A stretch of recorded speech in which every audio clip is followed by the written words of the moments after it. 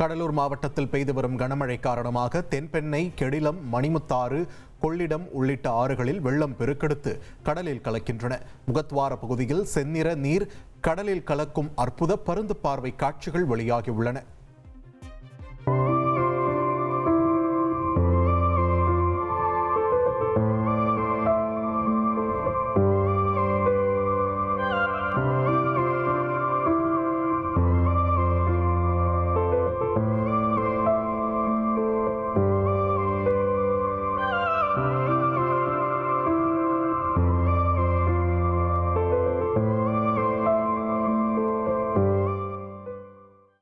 தென்காசி மாவட்டம் குற்றாலம் மெயின் அருவியில் 10 நாட்களுக்கு பிறகு சுற்றுலா பயணிகள் குளிக்க அனுமதி வழங்கப்பட்டுள்ளது.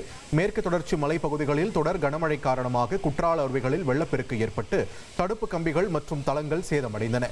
இதனால் கடந்த 16ஆம் தேதி முதல் குற்றால அருவிகளில் குளிக்க தடை விதிக்கப்பட்டது. தற்போது நீர்வரத்து சீரான நிலையில் அருவியில் குளிக்க அனுமதி வழங்கப்பட்டுள்ளதால் சுற்றுலா பயணிகள் மகிழ்ச்சி அடைந்துள்ளனர்.